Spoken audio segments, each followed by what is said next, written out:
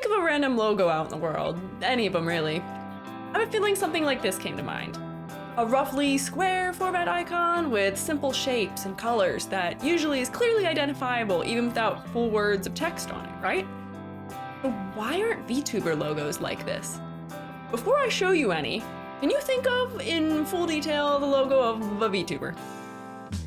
You might be able to, as a hardcore fan maybe, or if the VTuber you're thinking of has it on their stream all the time, but for a lot of people, they probably can't. Now, I'll show you some examples.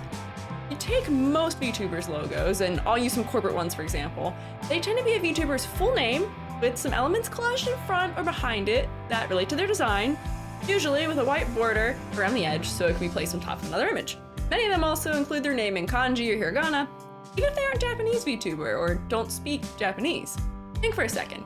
If you took their name out, would you still be able to tell whose logo it is from the remaining elements? So for this example, I just got rid of any letters that don't contain any extra information that are just letters. So Mori and Gura and Mouse and Haruku all kind of pass. Mori, kind of, her letters aren't very stylized, and Gura's, I would say, would pass just because that like red with teeth icon is so iconic. But a lot of the other ones, if you get rid of the words that are unstylized in any way, we don't know what's going on anymore. While it's true that most VTubers' names are their brand, that's the same as most brands, really, right? Some brands like Amazon or Walmart are comparable with their full name logos, but these full name logos are more minimalist, and I don't mean iconic as in like good, but iconic as in like an icon, it's recognizable. VTubers like Zentreya and Melody both have logos that are more in line with this, and I'd argue that it works to their benefit because of it. But brands like Amazon and Walmart and those kinds usually also have both a full name logo and a simplified square format one, like the ones we talked about before, too though. I've been thinking, but Iiji, these are corporations, not people. Celebrities don't have logos like that. And well, you're kinda right, but some do. If I showed you this, you'd probably be like, oh, Ariana Grande. And I'd raise to you that they all do for what they're selling. Celebrities have logos for their brands, which often contain their names, and these are for their albums, tours, fashion lines, and more. And even then, these logos are much more concise than your average VTuber logo. For celebrities, their name being attached to brands sells products like makeup and fashion, but as VTubers, we are often what's being sold, and I know that sounds kind of weird, I don't mean it in a weird way. Yes, we sell albums too and endorse products, but we also sell pillows of our designs, plushies, shirts, keychains, stickers, art, voice lines, attention from us on stream, access to emotes, and more. We are the root product here. And looking at anime and manga titles, however, was where I did find my answer to why VTuber logos look mostly the way that they do. You've seen any of those titles where it's the really long ones that are kind of funny? I think we can blame those. A lot of them, especially newer ones where the title is translated to English, have their titles handled in a similar way as VTuber logos do, even though I would still argue that VTuber logos are still more over the top, which, you know, VTubers are over the top. Nothing wrong with that. Now, you might be wondering where I'm going with all this, and my point is, most VTuber logos I've seen feel both too generic and too detailed at the same time. And with all the comparisons to corporation celebrities, I'm just kidding. I'm just kidding around. We absolutely do not have to subscribe to doing things the way companies do. I feel like corporate logos are often kind of stuffy anyways, and we keep seeing logos changing and getting more simplified, or boring over time. But I do think we as VTubers can up our game in the logo department and make some designs that are more memorable. There's a lot of room to play around with iconography and combining letters with imagery that I don't think we're all taking advantage of. I do want to briefly mention, before I get into pointing out some of the weaknesses I see in VTuber logos, that I will only be discussing these things for agency VTuber logos, even though I see these issues much more commonly with indie logos.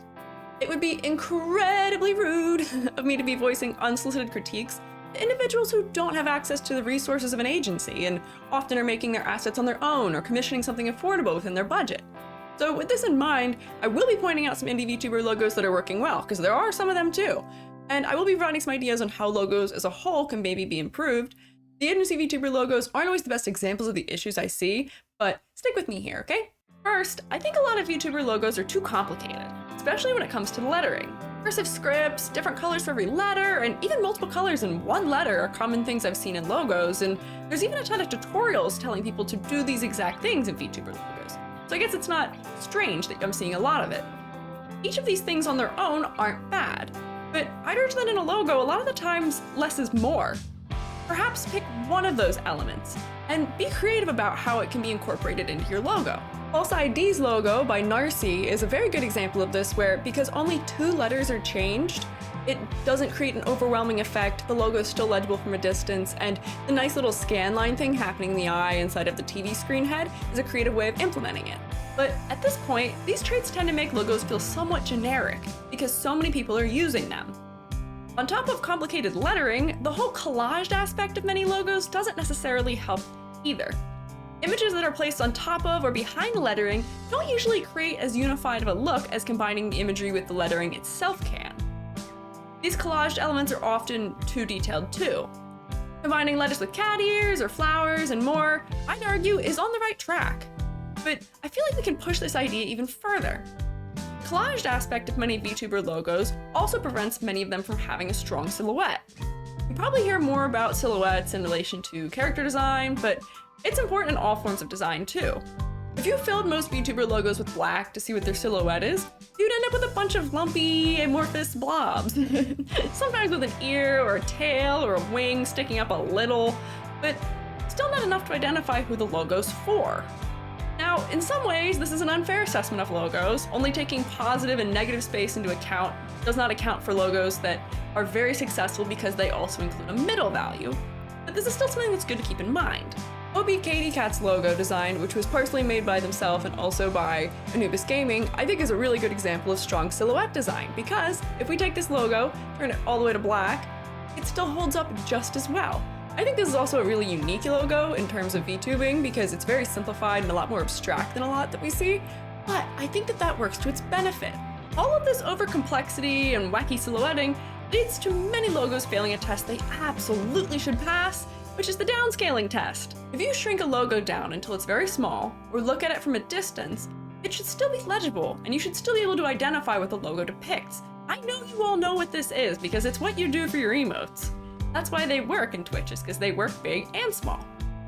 I have seen so many VTuber logos that fail this, whether because of overcomplexity or even because there's not enough contrast between elements. If you just Google VTuber logo, on the first landing page on Google, you will see examples of what I'm talking about.